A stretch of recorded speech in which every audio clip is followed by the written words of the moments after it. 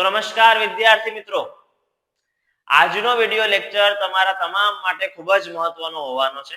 આજે આપણે ધોરણ 10 પાઠ નંબર 9 ની અરીસા વડે મળતા તમામ પ્રતિબિંબો વાળી જે કિરણાકૃતિઓ છે એ કિરણાકૃતિઓનો વિડિયો લઈને આવ્યા છીએ. આજના વિડિયો લેક્ચરમાં હું તમને તમામને અંતર્ગોળ અરીસો અને બહિર્ગોળ અરીસા વડે જેટલા પણ પ્રતિબિંબો રચાય છે એની જેટલી પણ આકૃતિઓ છે તે બેસ્ટ વેમાં શીખવાડવાનો છું, જેનાથી તમારે કોઈ પણ આકૃતિ ગોખવાની જરૂર પડશે નહીં. તમને વસ્તુ આપી દેવામાં આવે એટલે તમને ખબર પડી જ જશે કે પ્રતિબિંબ ક્યાં મળે છે. તો આવો આજનો વિડિયો આપણે ચાલુ કરીએ. સૌથી પહેલા કિરણાકૃતિ દોરવાની કેવી રીતે એના નિયમો જોઈ લઈએ. એના કુલ 4 નિયમ છે. પહેલી વાત કરીએ આપણે નિયમ નંબર 1 ની. કિરણાકૃતિ કેવી રીતે દોરવી આપણે આજના વિડિયો લેક્ચરમાં અરીસાથી જેટલી મળતી કિરણાકૃતિઓ છે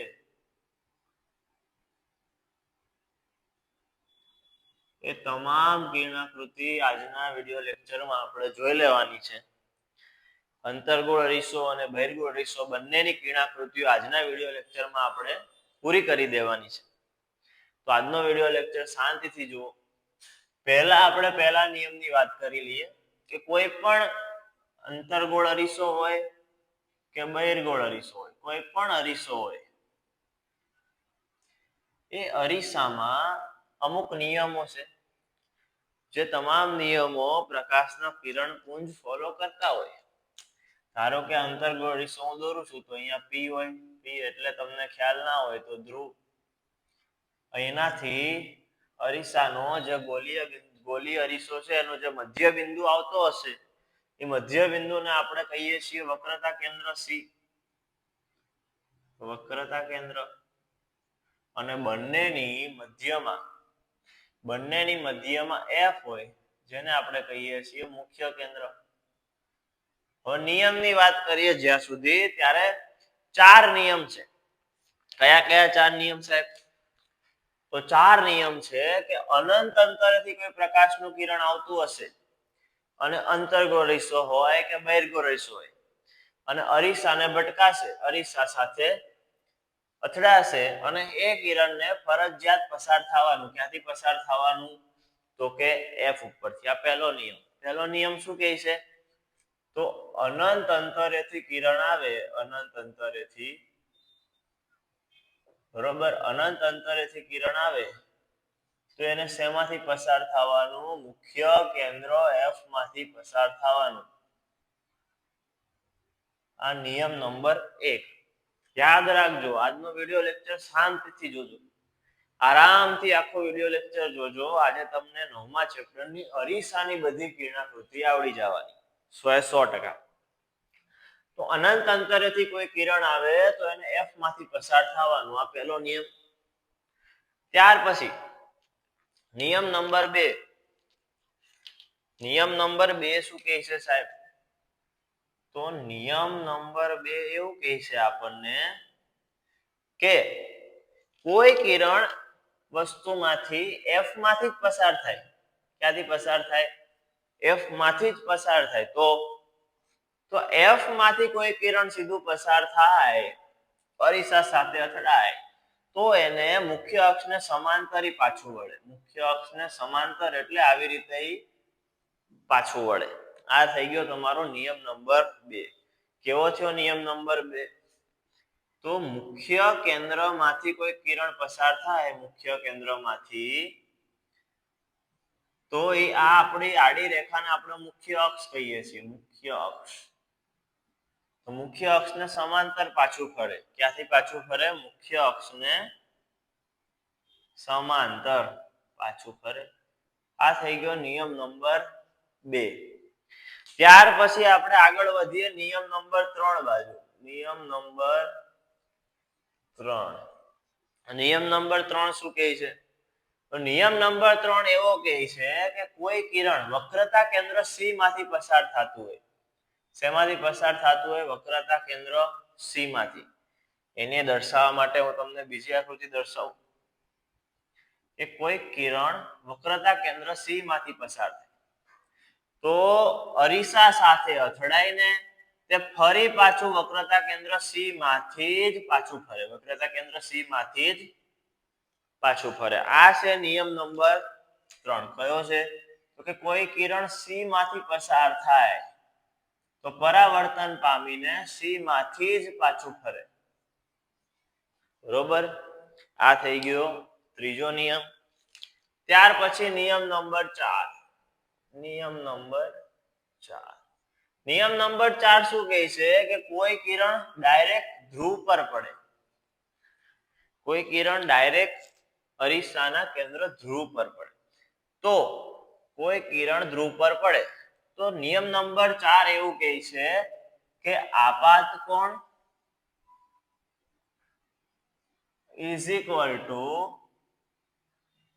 પરાવર્તન કોણ આપાત કોણ is equal to પરાવર્તન કોણ મતલબ કે જેટલો આ ખૂણો હશે એટલો જ આ ખૂણો હશે બરોબર જેટલો આ ખૂણો હશે એટલો જ આ ખૂણો હશે બંને ખૂણા કેવા હશે સરખા તો આ આપણા ટોટલ થઈ ગયા 4 નિયમ બરોબર કયા કયા 4 નિયમ થઈ ગયા તો આ સાહેબ તમે તો અંતર્ગોળ અરીસાની આકૃતિ બતાવી બહિર્ગોળનું શું તો બહિર્ગોળ અરીસામાં પણ આ જ 4 નિયમ લાગુ પડશે ધારો કે આપણે આ બહિર્ગોળ અરીસો લઈ લઈએ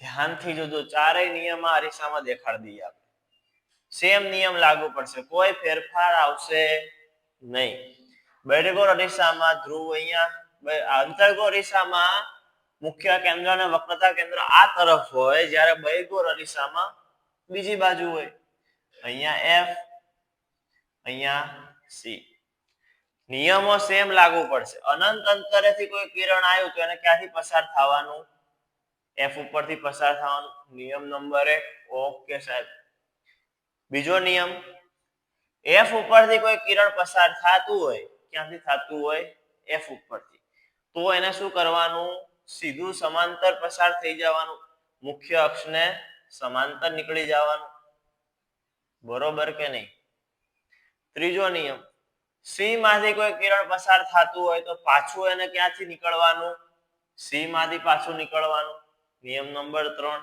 અને ચોથો નિયમ કે કોઈક વસ્તુ અહીંયા પડી છે એ ડાયરેક્ટ P ઉપર જાય તો આવી રીતે પાછી ફરશે અને આમ નીકળી જશે તો પ્રતિબિંબ ક્યાં મળશે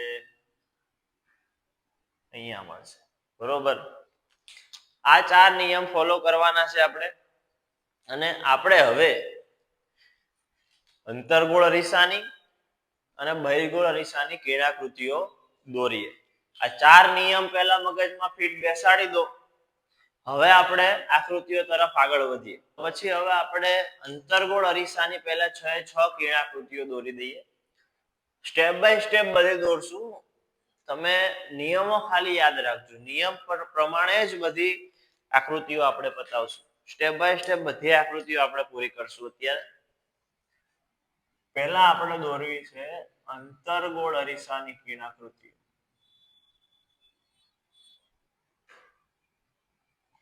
બરોબર તો ધારો કે પહેલી આકૃતિ આપણે દોરવી છે કે વસ્તુ અનંત અંતરે હોય વસ્તુ અનંત અંતરે હોય અને અંતર્ગોળ અરીસામાં પ્રતિબિંબ ક્યાં મળે એવું પૂછવામાં આવે તો આપણે દોરીએ જોજો આ કયો અરીસો છે તો કે અંતર્ગોળ અરીસો છે સાહેબ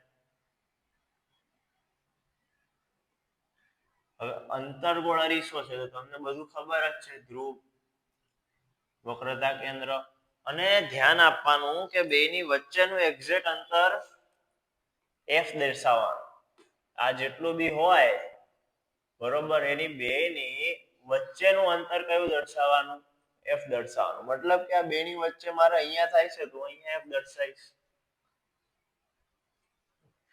ધ્યાન આપવાનું થોડું હવે વસ્તુ આપણે અનંત અંતરે છે વસ્તુ ક્યાં છે અનંત અંતરે છે તો અનંત અંતરેથી પ્રકાશનું કિરણ જ્યારે આવતું હોય ત્યારે નિયમ તમે યાદ કરો અનંત અંતરેથી જ્યારે પ્રકાશનું કિરણ આવતું હોય ત્યારે નિયમ પ્રમાણે ક્યાંથી પસાર થવું જોઈએ?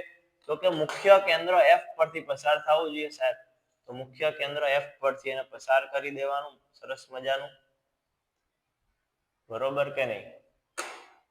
અને હજી કોઈ કિરણપુંજ બીજું જે અનંત અંતરેથી જ આવે છે તો લાવી દઈએ અનંત અંતરેથી કિરણને.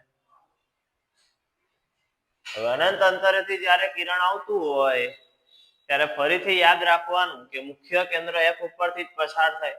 તો કરી દો પસાર મુખ્ય કેન્દ્ર F ઉપરથી. બંને કિરણોને જ્યારે મુખ્ય કેન્દ્ર F ઉપરથી પસાર કરી દેવામાં આવે ત્યારે બે કિરણો અહીંયા જ બને છે અને આવી રીતે કઈ રીતે કિરણો જાય છે એની આકૃતિ જોઈ દેવાની થોડી એરા દ્વારા. તો તમે વિચારો કે પ્રતિબિંબ ક્યાં મળે? તો આપણને જોતા ખબર પડી કે પ્રતિબિંબ ક્યાં મળે છે? F પર. હવે વિચારો કે કેવડું હોય? તો આપણને જોતા ખબર પડી કે પરિમાણ કેવડું છે? બિંદુવત છે.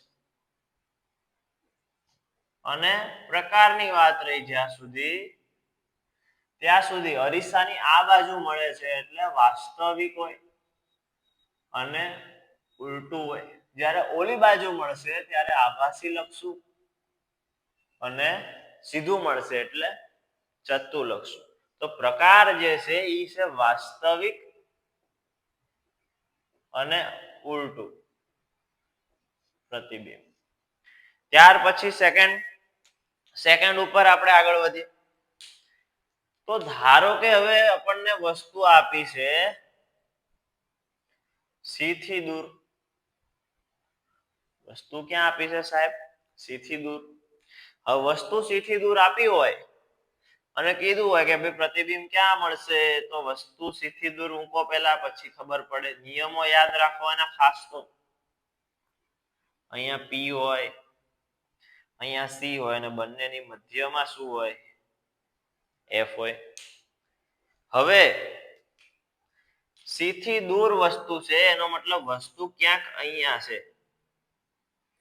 અને જ્યારે વસ્તુ અહીંયા હોય ત્યારે એક કિરણ આપણે સીધું જવા દેવું, એને પસાર કરવું F માંથી. બીજું કિરણ F પરથી જવા દેવું અને એને જવા દેવું સીધું. તો પ્રતિબિંબ ક્યાં મળ્યું? અહીંયા મળ્યું. ક્યાં મળ્યું? C અને F ની વચ્ચે સાહેબ. તો પ્રતિબિંબ ક્યાં મળ્યું? તો લખી દઈએ પ્રતિબિંબ ક્યાં મળ્યું? તો કે C અને F ની વચ્ચે. ક્યાં મળ્યું? C અને F ની વચ્ચે. આમાં હવે થોડુંક માપવામાં ને એમાં મિસ્ટેક થઈ છે એટલે જોઈ લેવાનું. બરોબર.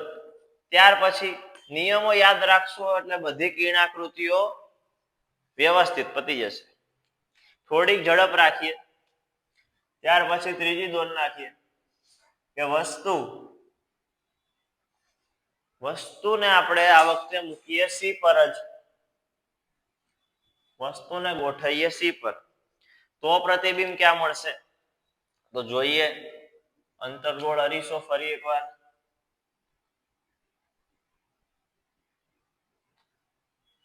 મુખ્ય અક્ષ P C F. પહેલામાં મેં જેવી રીતે કર્યું હતું એવી રીતે માપ લઈને કરવાનું. આપણે ફટાફટ લેક્ચર પૂરો થાય એટલા માટે આપણે ઝડપી કરીએ છીએ. અહીંયા મૂકી દીધી વસ્તુ. ક્યાં મૂકવાની કીધી હતી? C પર. તો C પર મૂકી દીધી. તો નિયમ સિમ્પલ છે. એક કિરણ સીધું ક્યાંથી પસાર થવું જોઈએ? F ઉપરથી. એક કિરણ F ઉપરથી ક્યાં જવું જોઈએ? સીધું. તો આને ખાસ આને થોડું સીધું, થોડું આમ, થોડું આમ. એટલે અહીંયા બેની C ની નીચે પ્રતિબિંબ બનવું જોઈએ. ક્યાં બનવું જોઈએ પ્રતિબિંબ? પ્રતિબિંબ આવે C પર જ. બરોબર. વાસ્તવિક ઉલટું અને વસ્તુના કદ જેટલું જ. વસ્તુના કદ જેટલું જ. ચાલો ત્યાર પછી ચોથી. નિયમો ટૂંકમાં આવડી ગયા એકવાર તો બધી કિરણાકૃતિઓ બહુ સહેલી લાગશે. થોડાક માપ સરખા રાખવાના, સીધું જાય, આ બેની વચ્ચેનું અંતર સેમ હોય એવું ટ્રાય કરવાનું. હવે વસ્તુને આપણે મૂકીએ C અને F ની વચ્ચે. તો જ્યારે વસ્તુ સી થી દૂર હતી ત્યારે પ્રતિબિંબ સી અને એફ ની વચ્ચે હતું. તો હવે વસ્તુ સી અને એફ ની વચ્ચે છે ત્યારે પ્રતિબિંબ સી થી દૂર મળવું જોઈએ. આવું કોમન સેન્સ પણ તમારી પાસે હોવું ખૂબ જરૂરી. અંતર્ગોળ અરીસો દોરી દઈએ, મુખ્ય અક્ષય દોરી દઈએ, અહીંયા દોરી દઈએ, દર્શાવી દઈએ પી, અહીંયા દર્શાવી દઈએ સી, અહીંયા દર્શાવી દઈએ એફ. વસ્તુને ક્યાં મૂકવી છે આપણે? સી અને એફ ની વચ્ચે. તો અહીંયા દર્શાવી દઈએ સી અને એફ ની વચ્ચે. એક કિરણ સીધું એફ પરથી, એક કિરણ એફ પરથી સીધું. તો ક્યાં મળવું જોઈએ? અહીંયા તમને મળવું જોઈએ. અહીંયા મતલબ ક્યાં મળવું જોઈએ? સી થી દૂર મળવું જરૂરી છે. ક્યાં મળવું જરૂરી છે? સી થી દૂર. વ્યવસ્થિત અહીંયાથી ફૂટપટ્ટી રાખીને વ્યવસ્થિત આમ લાઈન જવા દેવાની. અહીંયાથી એમ સીધી જવા દેવાની. અહીંયા થાય અહીંયા. એટલે આ ક્યાં થઈ જાય? સી થી દૂર થઈ જાય. એકદમ સીધું ને એકદમ ફૂટપટ્ટી આવી રીતે. એટલે સી થી દૂર મળી જાય. કેવડું મળશે? વસ્તુ આવડી હતી, પ્રતિબિંબ કેવડું મળ્યું? મોટું. તો પ્રતિબિંબ વસ્તુ કરતા મોટું મળશે. અને અને અને અને અને આ બાજુ મળ્યું એટલે વાસ્તવિક અને ઉલટું મળશે. નીચે છે ઉલટું. ચાલો ત્યાર પછી પાંચમી કિરણાકૃતિ. વસ્તુને આપણે હવે મૂકવી છે એફ પર. વસ્તુને ક્યાં મૂકવી છે? એફ પર. મુખ્ય કેન્દ્ર એફ પર વસ્તુને મૂકવી છે. પાંચમી કિરણાકૃતિ સરસ મજાની. નીતિ નિયમો સમાન છે. અહીંયા એફ, આ બે થી ડબલ આપણે સી દર્શાવી દેવાનું. વસ્તુને અહીંયા મૂકવી છે એફ પર. તો સિમ્પલ એક કિરણ સીધું અહીંયાથી આમ આમ. બીજું કિરણ અહીંયા સી થી લઈને આમ સીધું જવા દેવું અને આમ જવા દેવું. હવે તમે વિચારો, જ્યારે સી પર એફ પર વસ્તુ છે ત્યારે અહીંયા જ્યારે એફ પર પ્રતિબિંબ મળતું હતું ત્યારે વસ્તુ ક્યાં હતી? અનંત અંતરે. હવે એફ પર વસ્તુ મૂકી દો તો પ્રતિબિંબ ક્યાં મળે? અનંત અંતરે મળે. સમજવાનો પ્રયત્ન કરો તો તમને ખબર પડશે. આ ક્યાં મળશે તમને? તો આ મળશે અનંત અંતર. મતલબ કે ક્યાંક આ બે છેડા આગળ જઈને એકબીજાને અડતા હશે ક્યાંક. અને પ્રતિબિંબ ક્યાં મળશે? અનંત અંતરે. અને ખૂબ જ મોટું મળશે. કાં તો એવું લખી શકો વિવર્ધિત મળશે. ચાલો ત્યાર પછી આપણે હવે આવી જઈએ લાસ્ટ અંતર્ગોળ અરીસો. લાસ્ટમાં મૂકશું આપણે એફ અને પી ની વચ્ચે. એફ અને પી ની વચ્ચે. હવે એફ અને પી ની વચ્ચે મૂકવાની કોશિશ કરીએ આપણે. તમે જોજો એફ અને પી ની વચ્ચે. એટલે અહીંયા પી, અહીંયા એફ, અહીંયા સી. એફ અને પી ની વચ્ચે વસ્તુ મૂકવાની કોશિશ કરીએ આપણે. તો તમે વિચારો, એક તો નિયમ અહીંયા ચોથો નિયમ લાગુ પડશે કે અહીંયા ભટકાણું સેમ અક્ષે આમ ગયું. આ બે ખૂણા સેમ. અને બીજું આપણે કોશિશ કરીએ કે અહીંયાથી સીધું જઈને આમ ભટકાય. કાં તો અહીંયા સી ઉપરથી પેન ફૂટપટ્ટી રાખીને આમ સીધું જવા દો. હવે આ બેને પાછળની બાજુ લંબાવો. ફૂટપટ્ટીની મદદથી પાછળની બાજુ લંબાવો એટલે અહીંયા અડશે અને પ્રતિબિંબ ક્યાં મળશે? અરીસાની આ બાજુ. આ બાજુ મળે એટલે આભાસી અને ચત્તુ કહી દેવાનું. બરોબર. અરીસાની અને પ્રતિબિંબ ક્યાં મળ્યું? તો કે અરીસાની પાછળ. અરીસાની પાછળ. કેવું મળ્યું? આભાસી ચત્તુ. કેવું મળ્યું? વસ્તુ કરતા મોટું, વિવર્ધિત. સરસ. આ તમે સાહેબ 6 કિરણાકૃતિ દોરી નાખી. કયાની? તો કે અંતર્ગોળ અરીસા મળતા પ્રતિબિંબોની. હવે આ 6 નિયમ પ્રમાણે જ ફોલો કરવાની છે. એફ પરથી પસાર થાય તો સીધું નીકળે, સમાંતર નીકળે મુખ્ય અક્ષને. અનંત અંતરેથી આવે તો એફ પરથી પસાર થાય, સી પરથી તો સી પરથી, પી પરથી તો ખૂણા બે સરખા મળવા જોઈએ. ખૂણા કેવા મળવા જોઈએ? સરખા. બહુ સહેલું. હવે આપણે વાત કરવી છે જ્યાં સુધી, તો હવે આપણે બહિર્ગોળની વાત કરીએ. અંતર્ગોળની કુલ 6 કિરણાકૃતિઓ છે, જ્યારે બહિર્ગોળની 2 જ છે. અંતર્ગોળની કુલ 6 કિરણાકૃતિઓ છે, જ્યારે બહિર્ગોળની કુલ 2 જ કિરણાકૃતિ છે, અને બંને તમને આવડી જશે. બહિર્ગોળની 2 કિરણાકૃતિઓની વાત કરીએ હવે સરસ મજાની. અહીંયા જોજો ખાસ, બહિર્ગોળ અરીસા વડે મળતા પ્રતિબિંબ. કિરણાકૃતિ નંબર 1 કે વસ્તુ ક્યાં હોય? અનંત અંતરે. વસ્તુ ક્યાં હોય? અનંત અંતરે. હવે આપણે દોરી દઈએ બહિર્ગોળ અરીસો. બહિર્ગોળ અરીસામાં તમને મને બેને ખબર છે, અહીંયા P હોય, અહીંયા F હોય, અહીંયા C હોય. થોડુંક નજીક બતાવી દઈએ, F C. હવે અનંત અંતરેથી કોઈ પ્રકાશનું કિરણ આવી રહ્યું છે, આવી ગયું. અનંત અંતરેથી કોઈ આવી રહ્યું છે, આવી ગયું. તો એને ક્યાંથી પસાર કરવાનું? F પરથી. ક્યાંથી પસાર કરવાનું? F પરથી. તો પ્રતિબિંબ ક્યાં મળે? F પર મળે. પ્રતિબિંબ ક્યાં મળે? તો F પર મળે. અને કેવું મળે? તો બિંદુવત મળે. સેમ ટુ સેમ આના જેવું. અનંત અંતરેથી કોઈ કિરણ આવે છે તો F પરથી જ પસાર થવું જોઈએ. આ કે છે આપણો અરીસાનો નિયમ નંબર 1. ત્યાર પછી નિયમ નંબર 2 ફોલો કરીએ આપણે આમાં. હવે વસ્તુને આ બાજુ ગમે ત્યાં મૂકી દો, આટલામાં P થી ગમે તે અંતરે અરીસાની આગળ ગમે ત્યાં મૂકી દયો. ચાલો હવે બહિર્ગોળ અરીસો દોરીએ. બહિર્ગોળ અરીસો. વસ્તુને ગમે ત્યાં મૂકી દો P થી આ બાજુ. અહીંયા દર્શાવી દો F, અહીંયા દર્શાવી દો C. ચાલો અહીંયા ગમે ત્યાં ધારો કે વસ્તુ છે, અહીંયા છે, તો નિયમ શું કહે? સીધું જાય, સ્ટેટ લેવાનું થોડું. સીધું જાય અને ક્યાંથી પસાર થાય? F ઉપરથી પસાર થાય સાહેબ. સીધું જાય, F ઉપરથી પસાર થાય. ચાલો આ પહેલી વાત. બીજી વાત હવે તમારે શું કરવાની છે? તો કે અહીંયાથી તમારે જો અહીંયા પસાર કરો છો તો આમ જવું જોઈએ, અને આમ જાય ત્યારે આને ક્યાં ખેંચવાનું? પાછળ. અને પાછળ ખેંચવામાં આવે સાહેબ ત્યારે અહીંયા તમને પ્રતિબિંબ મળે. બરોબર કે નહીં? અને અહીંયા પ્રતિબિંબ મળે એટલે ક્યાં મળ્યું? P અને F ની વચ્ચે. ક્યાં મળ્યું? P અને F ની વચ્ચે. બહિર્ગોળ અરીસામાં આટલા એરિયામાં ગમે ત્યાં વસ્તુ મૂકો, તમને પ્રતિબિંબ અહીંયા જ મળે. કોઈ સંજોગોમાં બીજે ના મળે. ક્યાં ને ક્યાં? તો કે P અને F ની વચ્ચે જ મળે. P અને F ની વચ્ચે જ મળે. કેવડું મળે? તો કે વસ્તુ કરતા નાનું મળે. કેવું મળે? વસ્તુ કરતા નાનું મળે સાહેબ.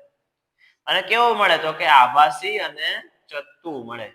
આભાસી અને ચત્તુ મળે. તો આ આપણે અરીસા વડે મળતા પ્રતિબિંબો વાળી જે કિરણાકૃતિઓ હતી, જે ઘણા બધા વિદ્યાર્થીઓને દોરવામાં તકલીફ પડે છે, ગોખવી પડે છે, જે આજે આપણે સરળ અને સિમ્પલ કરી આપી છે.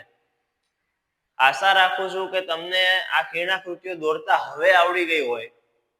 આવતા લેક્ચરમાં આપણે લેન્સ વાળી તમામ કિરણાકૃતિઓ લાવી દેવાની છે, જેથી કિરણાકૃતિઓની તકલીફ તમને દૂર થઈ જાય. અને ત્યાર પછીના લેક્ચરોમાં આપણે દાખલાઓ લાવી દઈશું, એટલે દાખલાઓ પણ તમને સરસ મજાના ગણતા આવડી જાય.